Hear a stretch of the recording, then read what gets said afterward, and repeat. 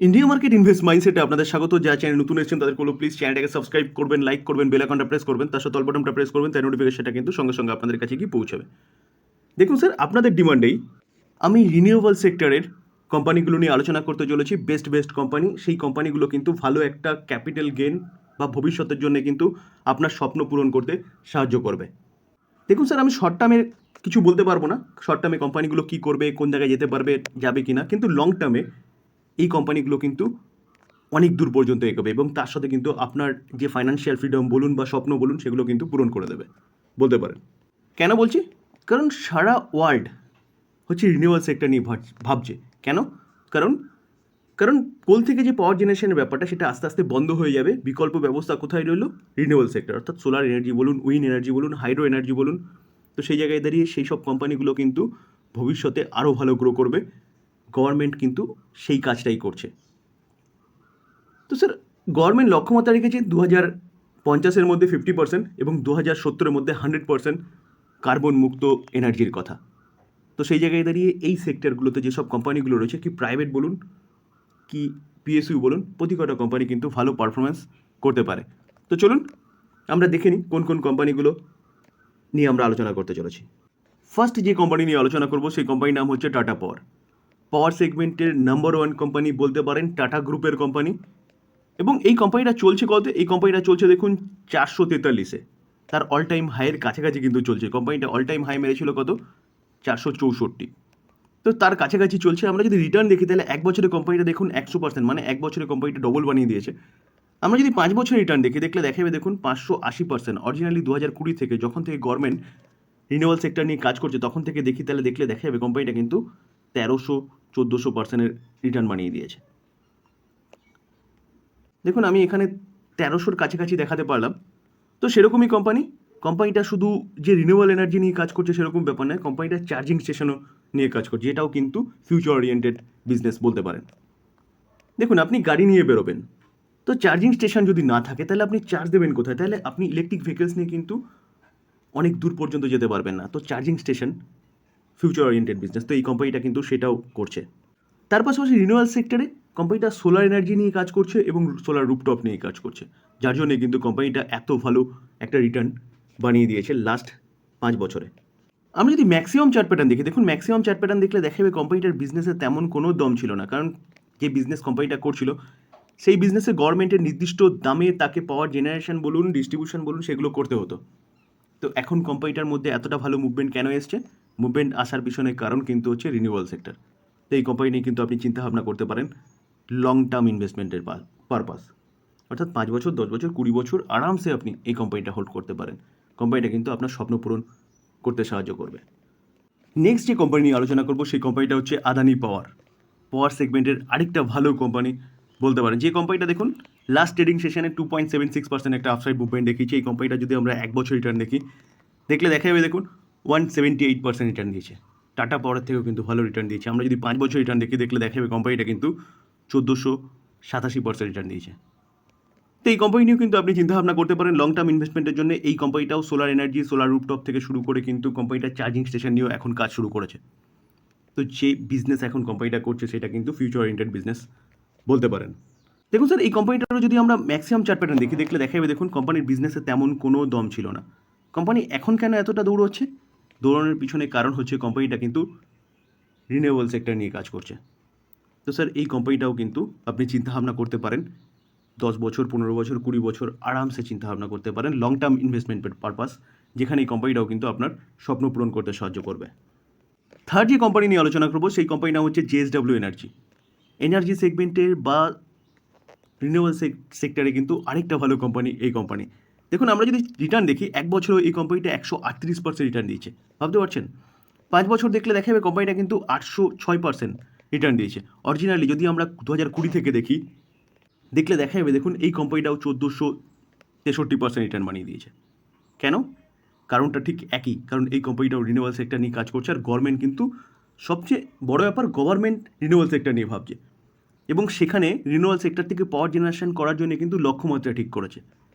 তো এই কোম্পানিটাও কিন্তু আপনি চিন্তাভাবনা করতে পারেন লং টার্ম ইনভেস্টমেন্টের জন্য, যেখানে আমরা যদি কোম্পানিটার ম্যাক্সিমাম চার্ট প্যাটার্ন দেখি দেখুন ম্যাক্সিমাম চার্ট প্যাটার্ন একই জিনিস বলবে। যে আগে বিজনেসের কোনো দম ছিল না। পাওয়ার সেগমেন্টের যতগুলো কোম্পানি বলবেন বিজনেসের কোনো দম ছিল না, এখন কেন দৌড়চ্ছে? এখন দৌড়ানোর পিছনে কারণ হচ্ছে রিনিউয়াল সেক্টর। তো এই কোম্পানিটি কিন্তু আপনি চিন্তাভাবনা করতে পারেন লং টার্ম ইনভেস্টমেন্টের জন্য। তার পাশাপাশি টোরেন্ট পাওয়ার, দেখুন এই কোম্পানির লাস্ট ট্রেডিং সেশনে 2%-এর উপর একটা আপসাইড মুভমেন্ট দেখিয়েছে। আমরা যদি কোম্পানিটার 1 বছরের চার্ট দেখি দেখলে দেখা যাবে দেখুন 119% রিটার্ন দিয়েছে। আমরা যদি কোম্পানিটার 5 বছরের চার্ট দেখি দেখলে দেখা যাবে 508% রিটার্ন দিয়েছে। এই কোম্পানিটার যদি ম্যাক্সিমাম চার্ট প্যাটার্ন দেখি দেখলে দেখা যাবে কিন্তু কোম্পানিটার বিজনেসে তেমন কোনো দম ছিল না, এখন দম এসছে। কেন? কারণ এই কোম্পানিটাও কিন্তু রিনিউয়াল সেক্টর নিয়ে কাজ করছে। তো স্যার রিনিউয়াল সেক্টরের আরেকটা ভালো কোম্পানি, এই কোম্পানি নিয়েও কিন্তু আপনি চিন্তাভাবনা করতে পারেন লং টার্ম ইনভেস্টমেন্ট পারপাস। চলুন স্যার এবার আমরা কিছু পিএসইউ কোম্পানি দেখে নিই, যেই কোম্পানিগুলো রিনিউয়াল সেক্টর নিয়ে কাজ করছে এবং সেই কোম্পানিগুলোতেও কিন্তু ভালো আপসাইড লক্ষ্য করা যাচ্ছে। তো চলুন যাওয়া যাক। দেখুন sir NHPC, hydro national hydro electric power corporation limited. তো এই কোম্পানিটা দেখলে দেখা যাবে কোম্পানিটা 103-এ চলছে। আমরা যদি এই কোম্পানিটার রিটার্ন দেখি দেখলে দেখা যাবে দেখুন 1 বছরে 131% রিটার্ন বানিয়ে দিয়েছে। আমরা যদি 5 বছরের চার্ট দেখি দেখলে দেখা যাবে 319% রিটার্ন বানিয়ে দিয়েছে। যেখানে আমরা যদি কোম্পানিটার ম্যাক্সিমাম চার্ট প্যাটার্ন দেখি তাহলে এই কোম্পানিটারও চার্ট একই জিনিস বলছে, বিজনেসে আগে কোনো দম ছিল না, এখন দম এসছে। কারণ কোম্পানিটা রিনিউয়াল সেক্টর নিয়ে কাজ করছে। প্রথম থেকে যদিও বা কোম্পানিটা কাজ করতো, কোম্পানিটা হাইড্রো ইলেকট্রিক নিয়ে কাজ করতো। তো এখন কেন এসছে? কারণ গভর্নমেন্ট রিনিউয়াল সেক্টর নিয়ে ভাবছে এবং রিনিউয়াল সেক্টরকে বাড়ানোর চেষ্টা করছে। তার জন্য কিন্তু একের পর এক অর্ডার এই কোম্পানিটা পাচ্ছে। এই কোম্পানিটা তার জন্য এতটা ভালো অফসাইড মুভমেন্ট দেখিয়েছে। পিএসইউ কোম্পানি, ভালো কোম্পানি, এই কোম্পানিও কিন্তু আপনি চিন্তাভাবনা করতে পারেন। এখন হাইড্রো ইলেকট্রিকের সঙ্গে সঙ্গে কোম্পানিটা কিন্তু সোলার বলুন এবং উইন্ড এনার্জি নিয়েও কাজ করছে। তো স্যার এই কোম্পানিও কিন্তু আপনি 10 বছর, 15 বছর, 20 বছর চিন্তাভাবনা করতে পারেন লং টার্ম ইনভেস্টমেন্টের জন্য। এসডিভিএন, এই কোম্পানিটাও হাইড্রো ইলেকট্রিক নিয়ে কাজ করতো, এখন কিন্তু এই কোম্পানিটা হাইড্রোর সাথে সাথে সোলার এবং উইন্ড নিয়েও কাজ করছে। তো স্যার এই কোম্পানিটাও কিন্তু আপনি চিন্তাভাবনা করতে পারেন লং টার্ম ইনভেস্টমেন্ট পারপাস, যেখানে কোম্পানিটা দেখুন লাস্ট ট্রেডিং সেশনে প্রায় 1.5%-এর কাছাকাছি একটা আপসাইড মুভমেন্ট দেখিয়েছে। 1 বছরের চার্ট দেখলে দেখা যাবে কোম্পানিটা 264% রিটার্ন দিয়েছে। কোম্পানিটা যদি 5 বছরের চার্ট দেখি দেখলে দেখা যাবে 443% রিটার্ন দিয়েছে। দেখুন ম্যাক্সিমাম রিটার্নটা কিন্তু 2 থেকে 3 বছরের মধ্যে এসছে। কারণ গভর্নমেন্ট, এই কোম্পানিটাও প্রথম থেকেই হাইড্রো এনার্জি নিয়ে কাজ করতো। তো গভর্নমেন্ট প্রথম থেকে চিন্তাভাবনা করেনি, তার জন্য এই কোম্পানিটার মধ্যে তেমন কোনো মুভমেন্ট ছিল না। কোম্পানিটার মধ্যে মুভমেন্টটা এখন এসছে কেন? আসার পিছনে কারণ কিন্তু গভর্নমেন্টের চিন্তাভাবনা, এবং তার জন্য এই কোম্পানিটা দেখুন একের পর এক অর্ডার পাচ্ছে। দেখুন চার্ট দেখলেও ঠিক আপনি বুঝতে পারবেন যে আগে বিজনেসের কোনো দম ছিল না। 2 থেকে 3 বছরে কোম্পানিটা ভালো মুভমেন্ট এসছে। কেন? কারণটা একটু আগে বললাম। তো এই কোম্পানিটাও কিন্তু আপনি চিন্তাভাবনা করতে পারেন লং টার্ম ইনভেস্টমেন্ট পারপাস।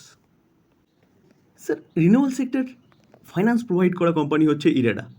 তো এই ইরেডা, এই কোম্পানিও কিন্তু আপনি চিন্তাভাবনা করতে পারেন, যেই কোম্পানিটা একমাত্র কোম্পানি যে কোম্পানিটা শুধুমাত্র অনলি ফর রিনিউয়াল সেক্টরে ফাইন্যান্স প্রোভাইড করে। তো এই কোম্পানিটা দেখুন লাস্ট ট্রেডিং সেশনে 1.37% একটা আপসাইড মুভমেন্ট দেখিয়েছে। যেখানে আমরা যদি 1 বছরের চার্ট দেখে দেখলে দেখা যাবে কোম্পানিটা 203, 1 বছর তো ঠিক নয়, 29শে নভেম্বর এই কোম্পানিটা লিস্টেড হয়েছে এবং এই কোম্পানিটা ফ্লোর প্রাইস কত ছিল? 32। তো সেখান থেকে কিন্তু কোম্পানিটা ম্যাসিভ রিটার্ন তার শেয়ার হোল্ডারদের বানিয়ে দিয়েছে যারা আইপিওটা পেয়েছেন। তো স্যার বাড়ার পিছনে কারণ কি? বাড়ার পিছনে যদি কারণ বলেন তাহলে কোম্পানিটার বিজনেস, যেখানে কন্টিনিউয়াসলি কিন্তু বিজনেস বাড়ছে, যেখানে আগে কোম্পানিটার বিজনেসে তেমন কোনো দম ছিল না। কারণ একের পর এক অর্ডার পাচ্ছে, একের পর এক অর্ডার পাওয়ার সঙ্গে সঙ্গে কোম্পানিটা ফাইন্যান্স প্রোভাইড করছে, কোম্পানির বিজনেস বাড়ছে, যেখানে কোম্পানিটা কিন্তু এখন রিনিউয়াল সেক্টরে এমএসএমই বিজনেস ক্ষেত্রে লোন প্রোভাইড করছে এবং যে সোলার রুফটপ সেই ক্ষেত্রেও কিন্তু লোন প্রোভাইড করছে, যেখানে গভর্নমেন্টের যেসব স্কিমগুলো লঞ্চ হয়েছে সেই স্কিমগুলো কিন্তু কোম্পানিটা ফাইন্যান্স প্রোভাইড করছে। তো এই কোম্পানিটাও কিন্তু আপনি চিন্তাভাবনা করতে পারেন লং টার্ম ইনভেস্টমেন্টের জন্য। এই কোম্পানিটাও কিন্তু ভবিষ্যতে আপনার স্বপ্ন পূরণ করতে পারে।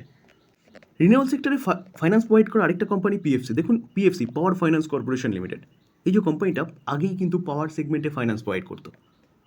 তো এখন রিনিউয়াল সেগমেন্টে যেহেতু সব শিফট হচ্ছে, তো এই কোম্পানিটা এখন রিনিউয়াল সেগমেন্টে কিন্তু ফাইন্যান্স প্রোভাইড করে।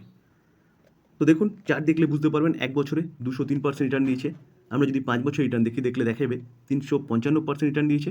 আমরা যদি ম্যাক্সিমাম চার্ট প্যাটার্ন দেখি তাহলে দেখলে দেখা যাবে 981%, যেখানে চার্টে দেখলে বুঝতে পারবেন যে কোম্পানির বিজনেসে আগে কোনো দম ছিল না, একই জায়গায় ঘোরাফেরা করছিল প্রায় 10 থেকে 12 বছর।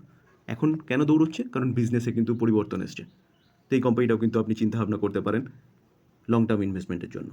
স্যার পিএফসির সাথে সাথে কিন্তু আরইসিকেও আপনি চিন্তাভাবনা করতে পারেন, কারণ পিএফসির ছোটো ভাই বলতে পারেন। এই কোম্পানিটা আগে পাওয়ার সেগমেন্টে ফাইন্যান্স প্রোভাইড করতো, এখন রিনিউয়াল সেগমেন্টে ফাইন্যান্স প্রোভাইড করছে। একই রকম চার্ট, পিএফসির হচ্ছে বলতে পারেন সাবসিডারি আরইসি। দেখুন 1 বছরে 232% রিটার্ন দিয়েছে। আমরা যদি কোম্পানিটার 5 বছর রিটার্ন দেখি 322% রিটার্ন দিয়েছে। যেখানে ম্যাক্সিমাম চার্ট প্যাটার্ন দেখলেও ঠিক একই রকম পিএফসির মতনই কিন্তু এই কোম্পানিটার চার্টও শো করবে। যেখানে বিজনেসের কোনো দম ছিল না, এখন কেন দম এসছে? কারণ এই কোম্পানিটাও রিনিউয়াল সেগমেন্টে ফাইন্যান্স প্রোভাইড করছে। তো এই কোম্পানিটাও কিন্তু আপনি চিন্তাভাবনা করতে পারেন লং টার্ম ইনভেস্টমেন্টের জন্য।